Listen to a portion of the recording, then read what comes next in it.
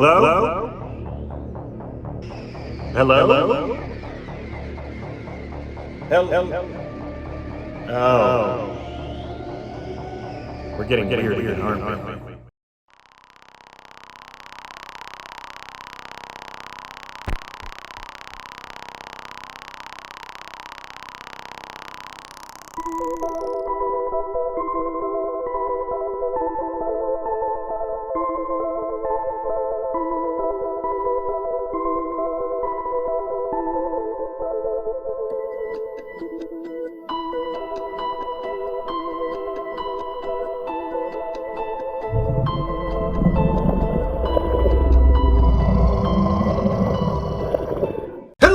And welcome back to the Pumpkin Patch. I'm your host James Moser, and today on Days of Halloween is the follow-up to our most popular themed episode from last season, Weird Worlds. An episode which is dedicated to all things weird for Halloween. So cosmic horror, odd things, just anything that doesn't fit the normal, as if horror is ever at any point normal. These are the weirder interpretations of horror and Halloween. So ride with us here on the Fall Horsemen as we explore the weird worlds.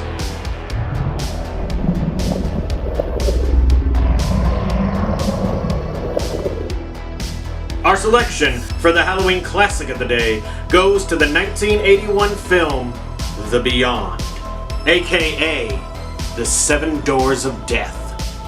You want to get weird, Pumpkin Patch? Well then come on, let's get weird. Cause Lucio Fulci is about to drop a cubic ton of odd right on your plate, and he's gonna watch you as you eat every single bite of it. This particular movie is the second part of what is affectionately known as the Beyond trilogy. That's right, a trilogy so weird, it's named after the second movie in the trilogy.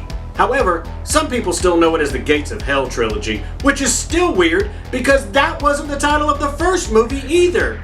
The Beyond is such a masterpiece of terror and horror and oddness that it even got labeled as a video nasty in the UK.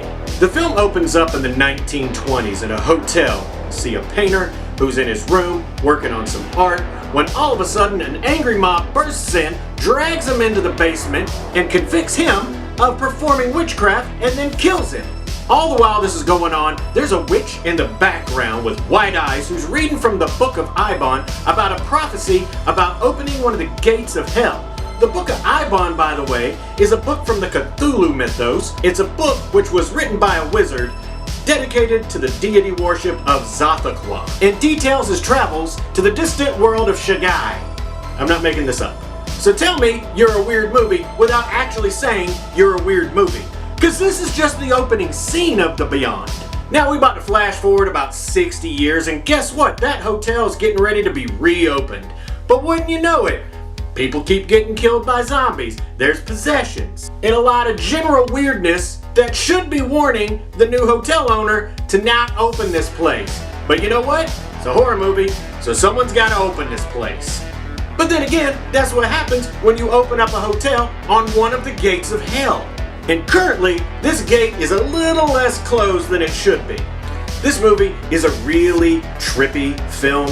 It combines surrealism and art and blood and gore, and the fact that my man Fulci has never felt like he has to stay on track with his own plot lines. I mean, because my man is fine deviating from the storyline if it means he gets to kill one of his characters with flying grass. Oh, and since it's an Italian horror film, I can hear you over there saying, James, does it have multiple titles like you like your movies? Oh, baby, you know that it does. It's been known as The Beyond, The Afterlife, The Seven Doors of Hell, The Seven Doors of Death, just to name a few. Just know that if you watch The Beyond today, it's its cult classic status that has allowed it to be viewed the way that it is. Because one fan of The Beyond is Quentin Tarantino, and he personally paid out of his own pocket to restore this film to its majesty. Its utter weird majesty, but its majesty nonetheless. Because possibly, of all the weird worlds we have ever visited ever on Days of Halloween, Lucio Fulci's The Beyond could potentially be the weirdest. But just remember this, Fulci lives! Yes! Our selection for the overlooked horror film of the day goes to the 2016 film, The Void. Now, Pumpkin Patch, if you've seen this movie, do not spoil it in the comments for everybody, because this little gem of a film is a weird Lovecraftian, almost mystery cult film. This particular film was created by Astron 6. It's a group of Canadian filmmakers who usually fill their movies with over-the-top comedy, a lot of eye candy, and more than a fair amount of tongue-in-cheek kind of humor. But this particular film, they decided to go really serious and try to really flex their horror muscles. So they removed the name Astron 6 and released it just under their real names. The film premise is fairly simple. It's about a group of people who get stuck in a hospital while trying to figure out what's going on with these weird cultists trying to get in to get them. Oh, and by the way, we're going to throw in some crazy, over-the-top cosmic horror from Lovecraftian-style creatures that are beyond the human comprehension, and just gazing upon them could cause madness. Honestly, that's about as much of the movie that I can actually tell you about. The film is a bit of a roller coaster, and I kind of think you need to watch it to really get it. Just know, this movie is full of weirdness, and it is chock full of vitamin odd. But I will grace you with a couple of interesting facts about the movie. The creators of The Void were working with Guillermo del Toro to create At the Mountains of Madness. But when that particular film fell through, they realized they really had a good love of Lovecraftian horror. So they decided to take that idea and kind of make a cosmic horror film based on a lot of things that Lovecraft was kind of famous for. The weird cults, the over-the-top creatures, the madness-inducing imagery. But because Astron 6 likes to work on a very, very low budget, they usually have to get help from other people. They do happen to be Hollywood specialists though, so while working on the set of The Suicide Squad, they mentioned the fact that they were working on this movie and got the costume department and the makeup department from The Suicide Squad to come help them make The Void. Plus, those of you that love practical effects in your movie, almost the entirety of The Void is done in camera with practical effects. But just remember, with that comes the warning. Once you stare into the void also stares back at you. Our first selection for the late night double feature picture show goes to the 1985 film, The Stuff. So back in 1985, when everyone was going crazy about Marty McFly possibly hooking up with his mom, filmmaker Larry Cohen was cranking out one of the absolute weirdest movies you have ever seen in your entire life, and that is The Stuff. I mean, it's the stuff of nightmares. Some people argue that The Stuff is a pure comedy film. Some people argue that it's a pure horror film. Both parties are right and both parties are wrong. It's a little bit of both.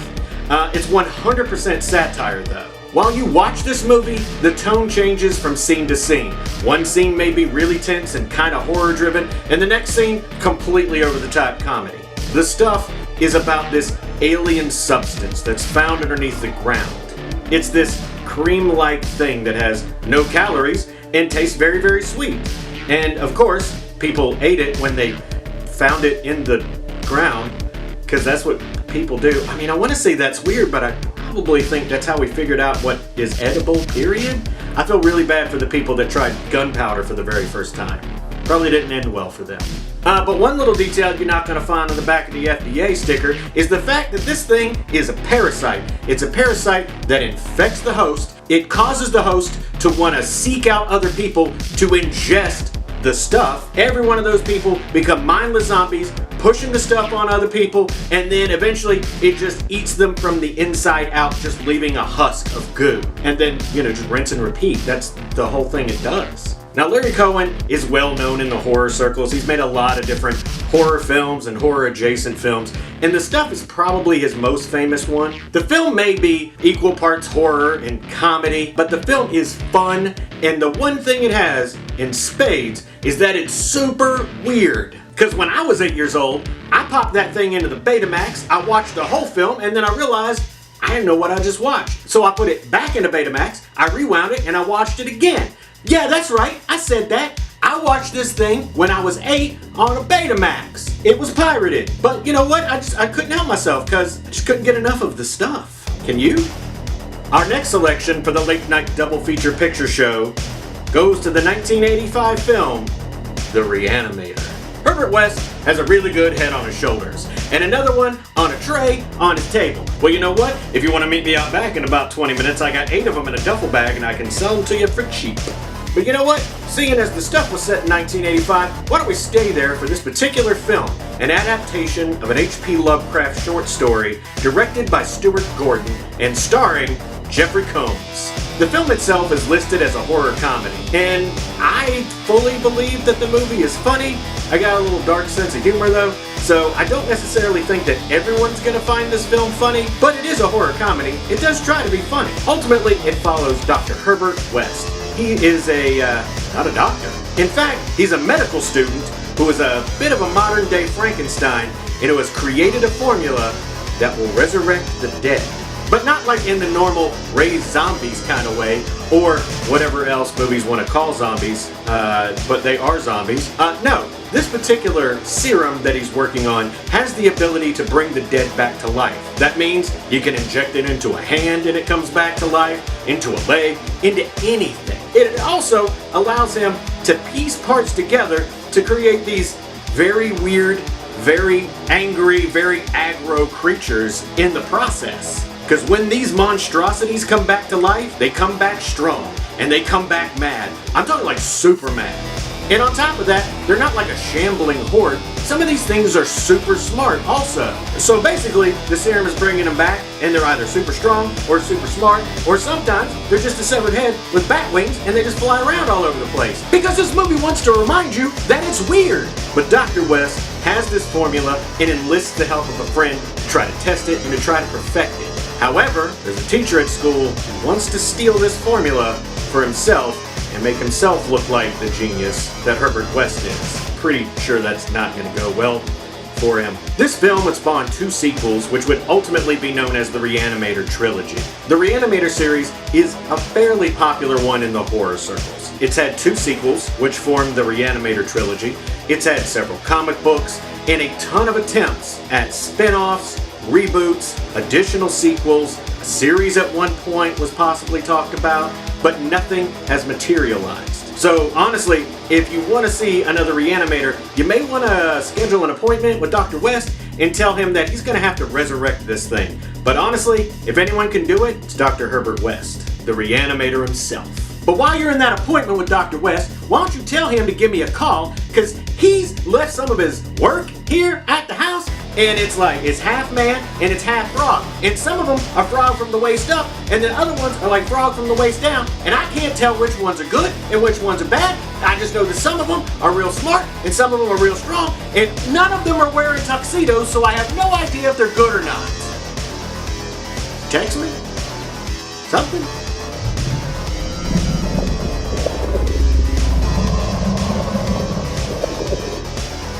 Our selection for the Halloween and Other Media goes to the 2020 series, Lovecraft Country. So you want something with a little bit more depth to it, yet still being weird? Boy, we got something for you today, Pumpkin Patch. We have an entire season of television based on the idea of what if the Lovecraft stories were kind of sort of based on truth. Also, whether or not these weird wizards and strange cults and these eldritch creatures are even worse than being in the 1950s and being black. That's where Lovecraft Country shines. This series, created by Jordan Peele and J.J. Abrams and run by Misha Green, is based on the novel by Matt Ruff. This series is equal parts social commentary and weird as hell television smack dab together. This series sees Jonathan Majors as Atticus Tick, who comes home from the military and is trying to piece his life together and just live a normal life. He meets up with his old friend and possibly love interest Letty, and they join Tick's Uncle George on a road trip to figure out a mystery. A mystery that's going to change the way that they see the world forever, and one that's going to lead them to some fairly weird places. I mean, weird places. This show is an HBO original, so you know right off the bat they're able to get as bloody as they want, they can say whatever they want, and they can get as adult-oriented as they care to be. But also with it being an HBO show, you realize that this thing has amazing performances, it has fantastic production value, and this series was nominated for 18 Emmys and a Golden Globe. Honestly, the only issue that anyone has at all with this show is the reason why it was canceled after one season. It was set up perfectly for it to continue into season 2, however, HBO decided to drop the series. And as of the time of the recording, we still haven't had any news of this. Showrunner Misha Green had a 75-page series Bible to start a second season, but HBO just said, nah fam, we good. And it's extremely frustrating to horror fans, especially considering the pedigree of this show, all those nominations. Jordan Peele himself is involved in this series, and he is horror royalty. But here's hoping that maybe in the future, hopefully by the time this episode comes out, we'll hear something about it returning. Until then, I guess we're just gonna go on a road trip of just sadness and sorrow. Come on, HBO, you're better than this.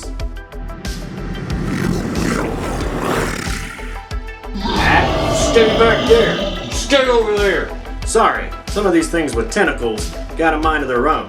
But we hope you enjoyed this episode of Days of Halloween. If you did, please click or treat. That's where you like, share, subscribe, and you ring that notification bell. Also, if you don't mind, stalk us on all the social media sites. However, if you don't do either one of those and you just enjoy this episode, we thank you and we love you. We love sharing all of our spooky adventures and our rambling thoughts about TV shows and movies. And we hope you do too. We hope that you're having a fantastic spooky season, but don't be afraid to let it get maybe just a little weird. But thank you for watching, and thank you for riding with the Fall Horsemen, where Halloween lives and fall is forever. What? Stay over there! Look guys, this is not gonna probably end well, because they're like starting to surround me. But you know what? I will hopefully see you on the next episode. We'll find out, because I don't really know what's gonna happen with this.